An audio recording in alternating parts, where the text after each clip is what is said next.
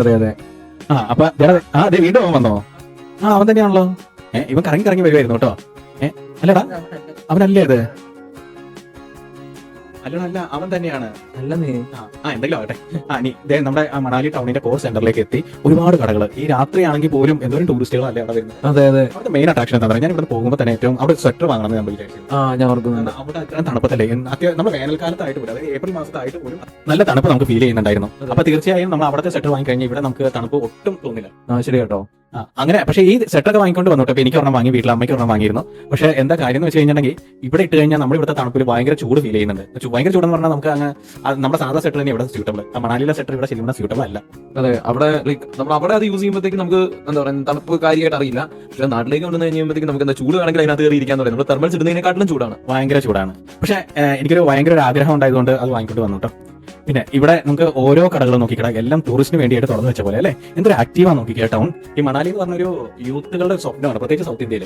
അല്ലേ, കേരളത്തിൽ നിന്ന് നമ്മളിവിടെ ഒരുപാട് പേര് മണാലി കാണണം, പുലി മണാലി കാണണം എന്ന് പറഞ്ഞല്ലേ ഒരുപാട് പേര് ആഗ്രഹിക്കുന്നുണ്ട്. അങ്ങനെ നമ്മൾ ഈ ഒരു ടൗണിലൂടെ ഈ രാത്രിയൊക്കെ നടക്കുമ്പോഴത്തേക്ക് ഇങ്ങനെ അല്ലേ എന്ത് രസമായിട്ടാണ് നടക്കുന്നത്. അവിടെ ആ ഷോപ്പുകളൊക്കെ ഉണ്ട്, എല്ലാം വളരെ ആക്റ്റീവാട്ടോ. ഇത്രയും രാത്രിയായിട്ടും അത് വളരെ ആക്റ്റീവായിട്ട് എല്ലാവരും നിൽക്കുന്നത്.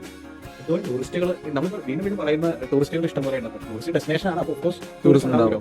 അവിടെ ഈ കൂട്ടിയിട്ടിരിക്കുന്നതാണ് ചുറ്റൊക്കെ മുകളിലൊക്കെ പ്രദർശിപ്പിച്ചിരിക്കുന്നതാണ്. നല്ല ഭംഗിയായിട്ടുണ്ട് അല്ലേ. ഈ ഷോപ്പ് നമ്മൾ ഈ ഏരിയ മുഴുവൻ കല്ലൊക്കെ ഇട്ട് എല്ലാവർക്കും ട്രാവൽ അതായത് നടന്നു പോകാവുന്ന രീതിയിൽ അവരെല്ലാം സജ്ജീകരിച്ച് വെച്ചിരിക്കുന്നത്. ഇതൊരു മെയിൻ അട്രാക്ഷൻ ആണ് മണാലിയുടെ. ശരിക്കും പറഞ്ഞാൽ ഒരു ടൂറിസ്റ്റ് ഡെസ്റ്റിനേഷൻ തന്നെയാണ്. കൂടുതൽ പിന്നെ ആപ്പിൾ ഉണ്ട് കേട്ടോ. നമ്മൾ അടുത്ത വീഡിയോകളൊക്കെ കാണുന്നുണ്ട് ആപ്പിൾ ചെടികൾ, ആപ്പിൾ മരം പൂത്ത് നിൽക്കുന്നതൊക്കെ. അപ്പൊ ഇത് ശരിക്കും പറഞ്ഞ ഒരു ബ്രോഡ്വേ ടൈപ്പ് ആയിട്ട് തോന്നുമെങ്കിലും ഈ രാത്രിയിലും ഈ തണുപ്പത്തെ ഇതിൽ കൂടി നടക്കാനായിട്ടൊക്കെ നല്ല രസമാണ്. അതെ അതെ. നിനക്ക് എന്താ ഇഷ്ടമായില്ല അത്? ഇല്ല, ആക്ച്വലി എനിക്ക് നമ്മൾ പോയ ടൈമിൽ അത്യാവശ്യം എന്താ പറയുന്നത്, നൈറ്റ് നമ്മൾ ബോറടിച്ചിട്ടുമ്പോഴത്തേക്കും നമ്മൾ ചുമ്മാ ഒന്ന് ചിന്തിച്ച് നമുക്ക് പുറത്തിറങ്ങി നടന്നു നോക്കാം. നമ്മൾ ഒരിക്കലും വിചാരിച്ചില്ല ഈ ഒരു ടൈമിൽ ഇത്രയും ഷോപ്സ് ഇത്രയും ക്രൗഡ് താഴെ ടൗണിൽ ഉണ്ടാവുന്നു. അവിടെ ശരിക്കും വണ്ടിയൊന്നും അങ്ങനെ അധികം ഇങ്ങോട്ട് കയറ്റി വിടുന്നില്ല എന്ന് തോന്നുന്നു. കാരണം അധികമൊന്നുമില്ല, സൈക്കിളിൽ അല്ലെങ്കിൽ ചെറിയ ബൈക്കുകളൊക്കെ കാണുന്നുള്ളൂ. പിന്നെ ഷോപ്പുകളൊക്കെ ആണെങ്കിൽ തന്നെ എല്ലാം പുറത്തേക്കൊക്കെ എല്ലാം എടുത്ത് വെച്ച് എല്ലാവർക്കും വിസിബിൾ ആയിട്ടുള്ള രീതിയിലാണ് പ്രദർശിപ്പിച്ചിരിക്കുന്നത് അല്ലേ.